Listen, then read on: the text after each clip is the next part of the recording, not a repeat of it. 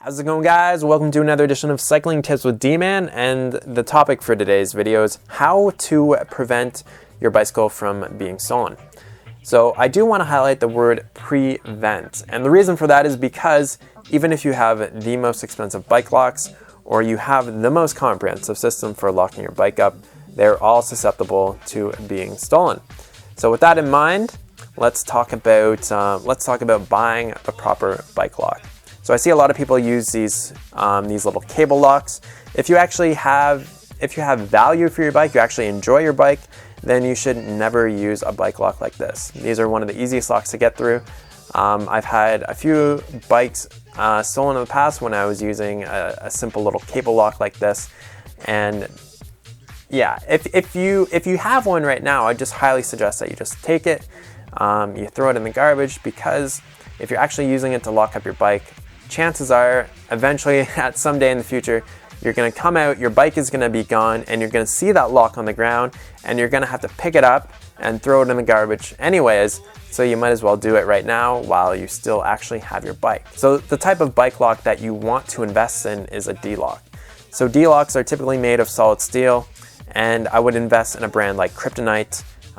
They have definitely some of the best bike locks on the market. And yes, I know the Kryptonite locks are a little bit expensive, but at the same time, replacing your bicycle is probably going to be even more expensive. Now, the type of bike lock that I have is one that I actually bought at an outdoor goods store here in Canada at MEC. And I think the brand name is Magnum. I think I paid like $40 or something for this bike lock. And so the great thing about D-locks is that they are much more difficult to get through. They're made of solid steel. So you just can't go up with like a pair of like snippers or something and just kind of cut through the lock. They're gonna need either like a hacksaw, they're gonna need a crowbar, or they're gonna need an angle grinder in order to get through that lock. So it's just, it's a lot more difficult. Something else that came with my bike lock is a small cable. Now the cable isn't actually, I'm not using this to lock my frame up to anything like that. I just use it in order to lock my wheels to my bike lock. So the first thing that we want to talk about when we're actually locking our bicycle up is that we want to find a secure place to lock our bike up to. So in this video, I'm going to be locking my bike up to a bike rack. So you typically see these bike racks or bike pulls kind of around cities. This is going to be a good place to lock your bike up to. Now, if you can't find something like this, because they actually aren't in front of like most stores or malls or whatever, you want to see that signpost in the background. That's going to be another good option for locking your bike up to. So first thing first, I actually really like this bike lock because it fits within the A-frame of my bike there.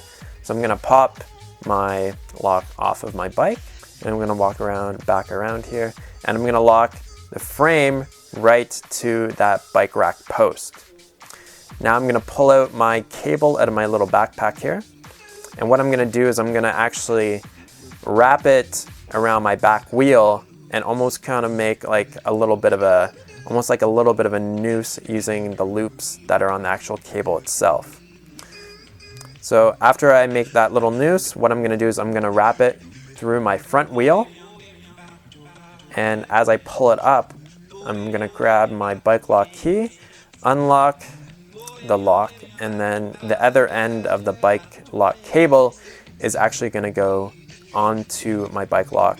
So right now it's totally secure, and just before you actually leave and either go into the store or go into work or whatever, is you actually want to remove anything from your bike that is just easy to take off. So I got my bike pump, my water bottle, and then my little bag there that's got a spare tube in there.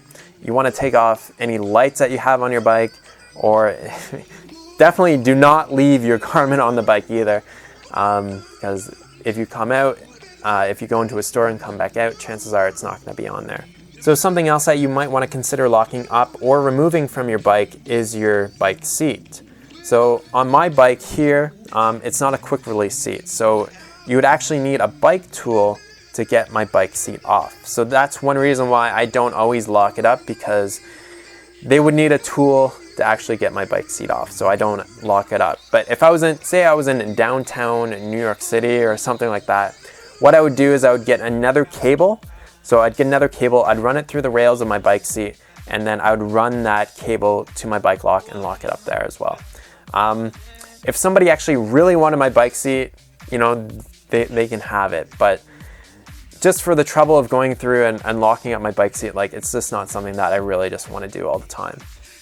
Something else that you can use to protect your wheels instead of using a bike cable like I'm using in this video here is to get skewers that actually require a hex tool to get them to open up. So that's something else that you can use. I know my buddy, he goes to a university and locks his bike up there, and he doesn't use a bike cable for the wheels. He just has these skewers that actually require a hex tool to get them to open.